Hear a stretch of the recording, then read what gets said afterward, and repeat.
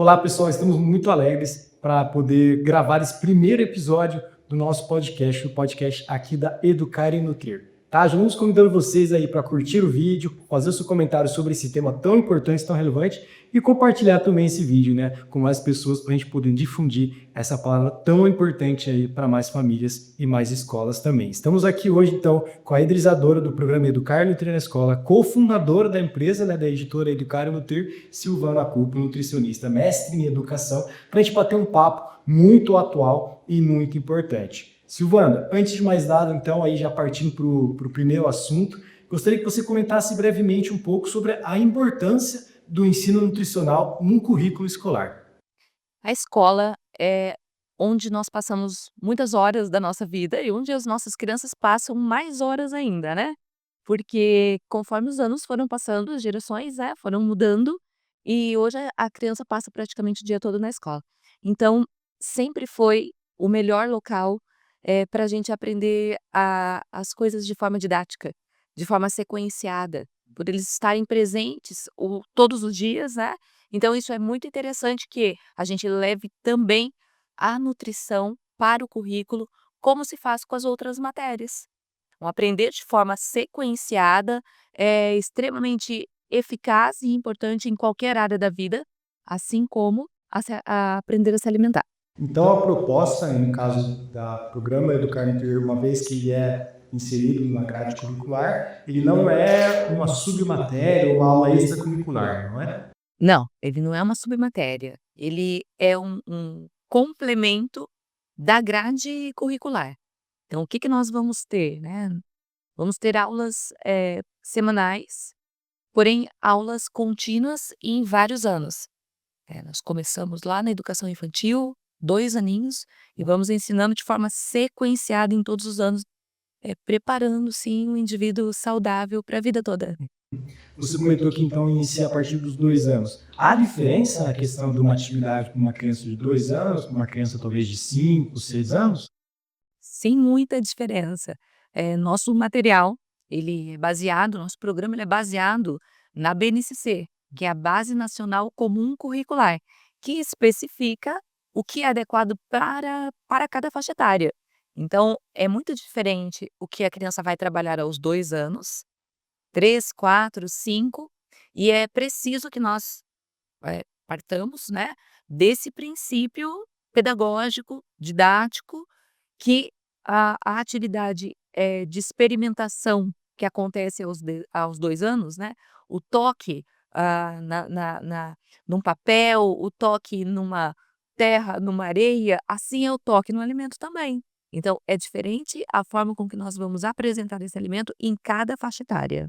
Então, essa parte sensorial é muito importante, né? E Sim. como que o material do Educar e Nutrir, ele atua nessa questão sensorial para as crianças participando dessa apresentação a novos alimentos? Pra falar da parte sensorial, eu tenho que primeiro falar da parte, didática. Então, essa criança quando ela toca o alimento, primeiramente, ela já viu esse alimento, ah, no nosso desenho no livro, ela já ouviu falar o que esse alimento tem, para que ele é bom, porque ele é importante para a nossa saúde, eh, que é gostoso. Se ele tem um sabor mais doce, se ele tem um sabor mais amargo, mais azedo, nós preparamos teoricamente essa criança para aí sim fazer a parte sensorial. Então, quando chega o momento onde ela vai descascar, eu vou até falar, dar como exemplo, né, um alimento que muitas crianças torcem o nariz e até adultos, né? O alho, por exemplo, essa criança ela vai pegar esse alho, a cabeça fechada, do alho, ela vai descascar, separar o alho dali, tirar a casquinha, sentir o cheiro por conta própria, conduzido pela professora a partir de um plano de aula. Então, como se faz essa experimentação? Aí você me pergunta, né: "Ah, Silvana, mas antigamente não tinha nada disso, né?" Mas o que que acontece hoje? O tempo mudou mesmo. Antigamente não tinha essa necessidade de experimentar de forma criteriosa, porque a criança ela estava do lado da mãe, e a mãe ia fazendo os alimentos, preparando os alimentos, e essa criança estava junto. Quando a mãe ia para uma feira, para um supermercado comprar os alimentos, essa criança estava colada nessa mãe. Então, muitas vezes, a criança ia para o supermercado e ali mesmo, na frutaria, né? Ali mesmo ela debulhava um alho. Faz isso. Só que aquilo que a criança estava, vamos dizer, estragando ali na frutaria, era uma experiência rica, muito rica. Hoje, o que que a gente observa que, se a gente olhar, isso é algo extremamente grave. Crianças que não conhecem o alimento, elas chegam aos 5 anos, 10 anos, e se você perguntar: "Você já descascou um alho?" "Não." Essa criança não teve essa experiência. Hoje parece tão comum que seja natural que isso aconteça, mas não é natural. Não é natural que uma criança não tenha contato, realmente com aquilo que vem da terra, né. Ela sabe abrir um pacotinho. Às vezes ela pensa que os alimentos nascem no mercado, né? E até no Sim. nosso material a gente consegue retratar toda uma questão de aulas sobre a origem dos alimentos. A gente também vê muito a questão do desenvolvimento cognitivo, da atenção das crianças. Queria que você falasse um pouquinho agora sobre isso, sobre como esse conhecer mais sobre o alimento, sobre se alimentar melhor, porque uma vez que a gente sabe os benefícios que o alimento traz para o nosso corpo, a gente acaba sabendo escolher um pouco melhor os alimentos. Se isso influencia talvez na atenção das aulas, você já recebeu algum feedback de professoras ou até mesmo de pais e mães que relatam essa melhora no desempenho escolar dos alunos. Nós já recebemos os feedbacks, nós estamos, no 4º ano, esse é o nosso 4º ano nas escolas, e nós já temos dados da implantação desse programa, de resultados, né. E as crianças melhoraram a experimentação, aumenta a aceitação, os pais relatam que a criança leva para casa o pedido, pra experimentar, contam o que experimentaram. Crianças que não comiam alimentos, a mãe falava: "Meu Deus, eu fiz de tudo, essa criança não aceitava esse alimento". E agora, de repente, ela está aceitando, mas não é de repente, né, porque sim, ela está envolvida em um processo de ensino-aprendizagem. E aí isso faz com que ela comece a aceitar mais. E você me perguntou, né, quanto isso afeta a parte cognitiva da criança, o aprendizado, né, as pesquisas mostram pesquisas muito atuais, né, mostrando pra gente, o efeito do alimento na concentração, na melhora, da absorção de conteúdo que a criança tem, até o fato dessa criança ficar mais quietinha na cadeira, no momento onde ela deve ficar e prestar atenção, é influenciado pelo que ela come. Crianças que consomem adultos também, tá, mas vamos falar das crianças nesse momento. Então, crianças que consomem muito açúcar, por exemplo, elas têm hiperatividade. E hoje algo incrível também, pesquisas nos mostram isso, que existem muitos diagnósticos onde a criança traz, um laudo de hiperatividade, e essa criança não é hiperativa. É o açúcar, o consumo excessivo de açúcar, que faz com que essa criança tenha um comportamento hiperativo. Então, extremamente necessário que se faça toda essa mudança agora. E também ensinar quanto mais cedo possível. Crianças, exatamente, nosso trabalho é baseado em pesquisa. Então, o que que nós podemos provar, né? Que crianças que aprendem a comer saudável desde pequenas, são ensinadas a partir dos 2 anos de idade, eh, e levam esse hábito, evitam doenças que são de difícil reversão, quando o hábito já está instalado, né. O que que a gente observa? Adultos que não conseguem comer certos alimentos, verduras, frutas, grãos, cereais, integrais, que não conseguem comer esse alimento, e eles tentam, mas eles não conseguem. No período onde atuei no consultório, né, fiquei por 20 anos, no consultório, e esses relatos eram muito comuns e era uma luta, porque o adulto ele tenta, ele quer mudar, mas quando é muito enraizado esse hábito, o próprio paladar fica destreinado. Sim. Então é muito difícil você, mudar um hábito adulto e essa pessoa, começar a comer aquilo que ela não gosta. Então, tudo isso tem que ser ensinado. Por isso, esse contato desde pequeno com a educação nutricional faz com que a criança vai estimulando. Ela está começando a experimentar, então é o momento ideal mesmo para que se faça essa implantação. Então, nessa sua fala, né, a gente vê, por exemplo, que a seletividade alimentar, que é algo que está sendo falado, assim, tratado, abordado muito hoje em dia, não se restringe somente às crianças, né? Talvez Uhum. uma criança que não tenha sido ensinada, direcionada a conhecer mais dos alimentos, venha se tornar um adulto com um grupo muito seleto de alimentos com o qual ele tem contato. Você estava Exatamente. comentando em relação às normas da BNCC, que o Uhum. professor é direcionado. Um professor que às vezes também ele não teve esse ensino nutricional, para ele aplicar uma aula como essa, é Uhum. difícil, ele tem um direcionamento, como que Educar e Nutrir age nessa questão da capacitação de um professor para aplicar uma aula tão importante como essa? Então, o objetivo da Educar e Nutrir, o objetivo desse propósito de vida, que foi o meu propósito, quando deixei o consultório, quando comecei a construir esses materiais juntamente, né, com os atendimentos, era assim, perceber, né, isso começou quando eu percebi que realmente os adultos eles não conseguem implantar algo que eles nunca tiveram conhecimento, assim como o professor. Então, o professor não conseguiria fazer uma aula se eu desse apenas um treinamento para que ele executasse. Eh, para que isso acontecesse de forma padronizada, todas as escolas que ensinam com o programa Educar e Nutrir na escola, ensinam da mesma forma. E isso acontece a partir do livro do professor. Então, nós temos o livro do aluno e o livro do professor, que é um plano de aula completo. Esse plano de aula, ele tem o passo a passo de como executar cada aula. Cada detalhe é colocado ali. O professor não precisa, não são sugestões, e o professor não precisa desenvolver a aula. Essa aula ela está pronta. E ele pode, com certeza, usar a criatividade, incrementar atividades nessas aulas, mas o conteúdo que nós temos no livro do professor, ele é completo. Não há nenhuma necessidade de colocar algo a mais. Então, ele facilita a vida do professor, digamos assim, né? Sim, Também com as diretrizes, o sim, aluno tem que sair daquela aula aprender, né? sim. Uma coisa que eu tenho visto muito, que está muito claro na sua fala, é a questão da didática nos materiais, né? Uhum, Queria que você comentasse agora um pouquinho da importância da didática propriamente dita para uma criança que está hum. aprendendo, seja o conteúdo que for, e também como vocês desenvolveram os materiais levando em consideração a didática para o aluno, né? Talvez por ser mais atrativo, por ser mais Uhum. lúdico também. Eh, a minha formação é como nutricionista.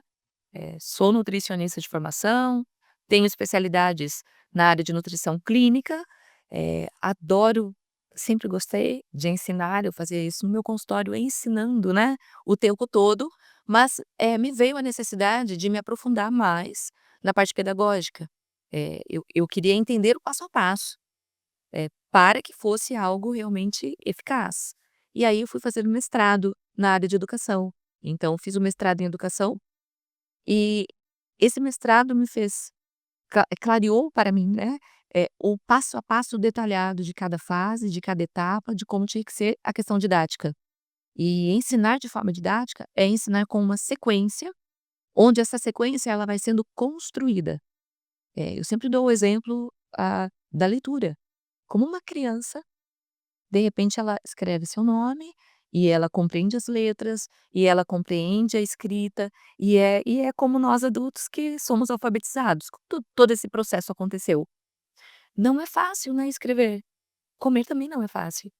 Se a gente achar que é tão simples, pode ser intuitivo, mas para quem não convive no meio de uma alimentação saudável, não tem como ser intuitivo, né.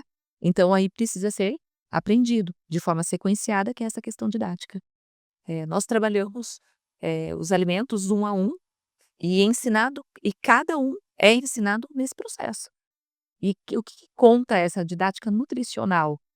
Nós temos os alimentos que são, estudados separadamente. Então nós estudamos desde a sementinha, a terra onde ele vai, essa impaciência que nós adultos estamos, né, e que as crianças já estão desenvolvendo desde cedo. Elas não querem que nada demore, e ela aprende que o alimento sim, a gente planta, que tem que regar, que ele demora para crescer, que precisa do sol, que precisa de água, e nós vamos acompanhando esses processos. Nós temos o ano para se trabalhar a nutrição, né. Então, esses processos eles acontecem de forma gradativa. E aí, nós vamos construindo todo um aprendizado do alimento para então colocar no prato. Então, por que é didático? Porque é sequenciado. Não adianta a gente fazer aulas soltas. Por exemplo, hoje é o dia da pipoca, vamos estudar o milho. Milho, pipoca, faz pipoca, ok. E aí, no dia a dia, quem ele substitui? Se eu vou usar no lanche da tarde, ele entra no lugar de quem? Se eu vou usar num prato, na refeição, o que que eu vou colocar ali? Então, os adultos conhecem muito as palavras que não se conhecia, mas que hoje, de tanto divulgar, né, carboidrato, proteínas e gorduras, né, os lipídios. Só que como eu ensino isso para uma criança?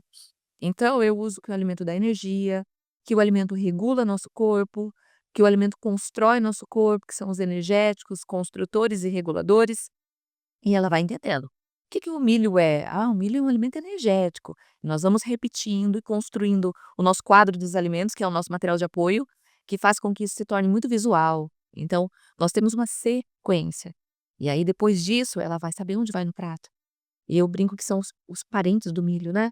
Então, ela vai saber quem substitui. E aí, isso fica fácil no dia a dia, quando você vai a um restaurante, por exemplo, né? Você olha aquela infinidade. E aí você vai colocar o que você mais gosta. E o que que seria o ideal? Um fato equilibrado. Exatamente. É o que eu mais gosto? Sim, você pode escolher alimentos que você mais gosta, mas entre um milho, entre um arroz, entre um macarrão, entre uma batata, você sabe que você gosta de todos, mas o prato não pode ser composto só com esses alimentos. Então eu entendo que ele vai no lugar dos energéticos. A base dele é um carboidrato. E assim eu vou conseguindo montar o que nós chamamos de prato balanceado. E aos 5 anos de idade, na educação infantil, finalizando essa fase, a criança sabe montar o seu prato saudável.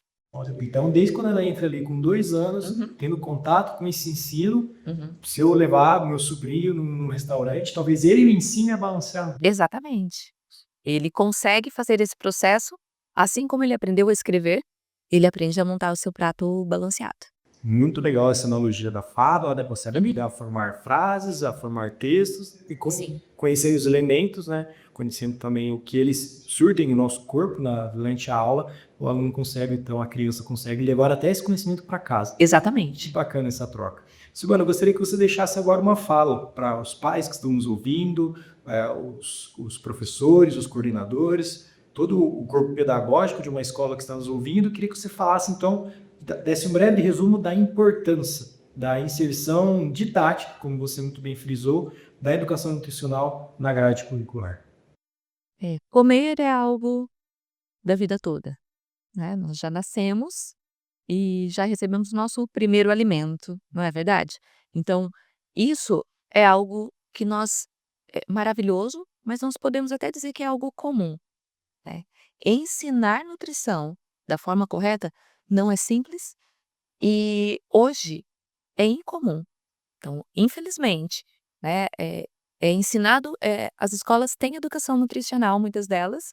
Nós ensinamos sobre nutrição, mas não de forma didática, com um propósito e um objetivo final, é que a criança realmente aprenda a balancear as suas refeições, né. Então, por que é tão importante? Porque escolas inovadoras, elas precisam se adequar a esse momento. Escolas inovadoras, elas oferecem uma educação com um objetivo. Então, por que é tão importante que as escolas tenham? Porque você vai estar colaborando com a construção de uma mudança de vida da nossa geração. E isso acontece agora. A curto prazo, nós já estamos formando gerações mais saudáveis, né? Uma geração mais saudável. E a longo prazo, essas crianças que aprendem hoje serão os pais do futuro. Então, porque a escola precisa aderir. Fiquei 20 anos em consultório.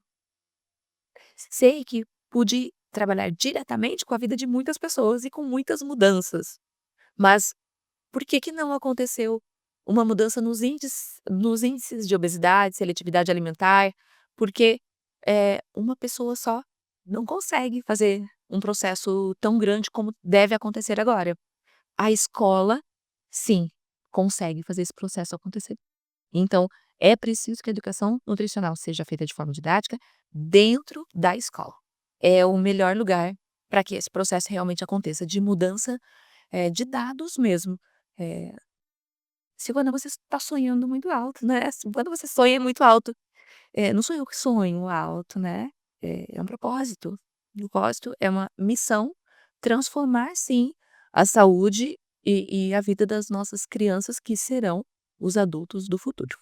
Primeiro quero te agradecer, né, te agradecer por fazer tudo isso realmente acontecer, né, o nosso propósito de ensinar educação nutricional para muito mais pessoas, e isso tudo está acontecendo, né, através de pessoas que Deus vai colocando aí no dia a dia, e o Lucas, chegou para isso também, né, para construir comigo, eh, o olhar, né, para algo que é real. Então, nós estamos aqui plantando, né, plantando, e é a escola que vai poder disseminar essa plantação, e quem vai colher são as nossas crianças e os nossos pais. Então, essa parceria é importante, essa parceria de nutricionista, escola e família. Esse conjunto é importante para que realmente a educação nutricional ela se expanda e que a gente consiga realmente olhar para um mundo mais saudável.